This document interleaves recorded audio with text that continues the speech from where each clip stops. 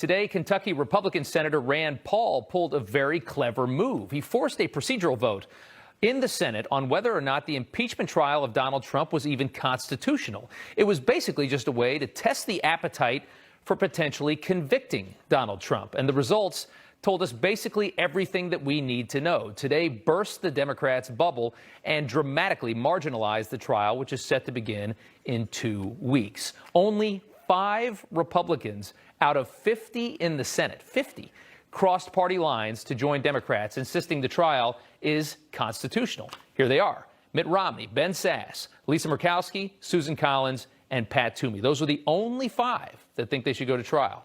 No real shockers here. And make no mistake, today was a huge gut punch for the Democrats, a reality check. They already look pretty stupid pushing this thing with Donald Trump in Florida playing golf. Most Americans see a party with priorities completely out of whack. And now they're going to have to continue forward and start this trial with the entire country already knowing the outcome and knowing that it's not going to happen. They're not going to convict. It's bad politics. Before the vote today, Senator Paul reminded his fellow senators of just how arbitrary the case against Trump really is. Take a listen.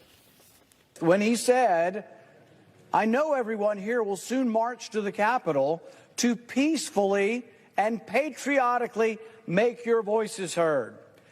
Peacefully and patriotically, hardly words of violence. No Democrat will honestly ask whether Bernie Sanders incited the shooter that nearly killed Steve Scalise.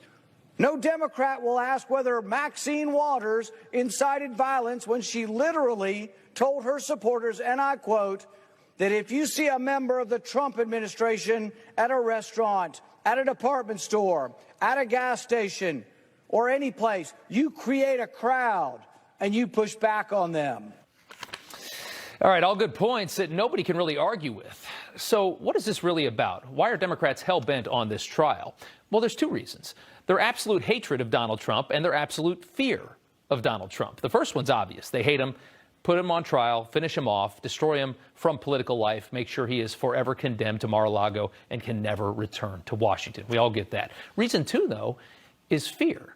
Donald Trump was vilified, demonized, attacked constantly by politicians, by our corporate and media overlords and their pawns for the entirety of his presidency.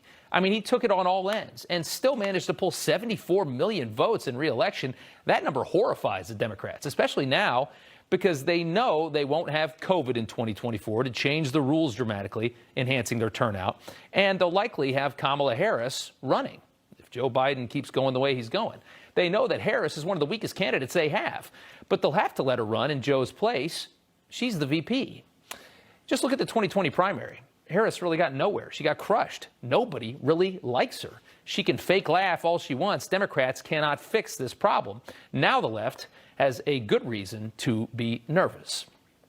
All right, now on to our current president, Joe Biden. Certainly mastering the art of the executive order, Biden seems uninterested in dealing with Congress, ruling much like a king. And today, Susan Rice outlined the latest of many executive orders, this one aimed again at racial equity. Rice claimed today that in America, a country that bends over backwards to promote inclusivity in almost every corner, discrimination is rampant. It is everywhere, she says, and it's costing us trillions in GDP.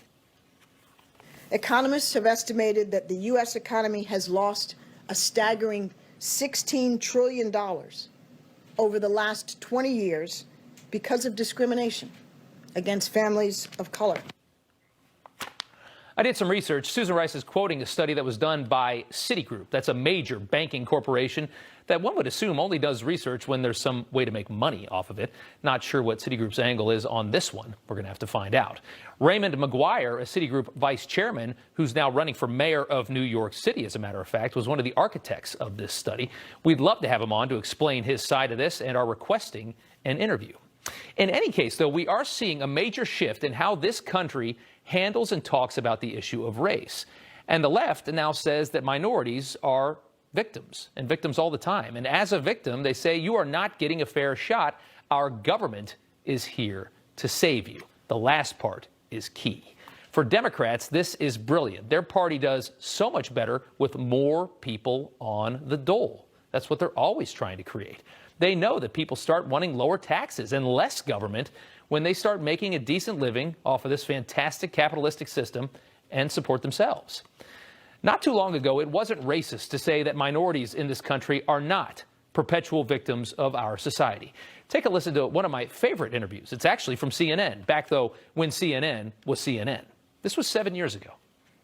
Do you think that race plays a part in wealth distribution, or either a mindset that you can't Today? or cannot? Yeah. No, You don't? no, I don't. I don't.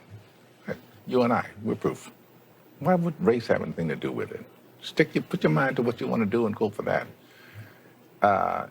It's kind of like religion to me. It's a good excuse for not getting there. Yeah. There's a lot more to that, by the way, and I'm going to throw it up on my Twitter here in about 10 minutes. You can check it out. But that's a heck of a moment. Don Lemon agreeing with just about everything that Morgan Freeman had to say there, although I would doubt that today he still does, or at least he wouldn't admit it. Today's liberals would trash Morgan Freeman if he said that in this climate. And it begs the question, what kind of example is the left setting for black Americans in this country? Barack Obama gave many speeches highlighting problems in the black community, issues that plague the black community, like crime and poverty. But Obama didn't just simply blame a racist country for it. Obama was honest about the issues. He knew one major problem so often was the lack of a nuclear family. Take a look. Too many fathers missing from too many homes. Children who grow up without a father are more likely to live in poverty. They're more likely to drop out of school. They're more likely to wind up in prison. It's just 10, 11 years ago. You're never going to hear talk like that from the Democrats right now. Right now, the Democrat Party is telling blacks that their problems are entirely the fault of the system, telling them that the entire system is against them. Most of this is clearly political. When Donald Trump started making gains with black voters, they panicked. All of this rioting that we have been seeing, this isn't just grassroots. Don't be fooled. There is dark money, dark left-wing money behind all of this. There's an agenda at play here with all of this race stuff.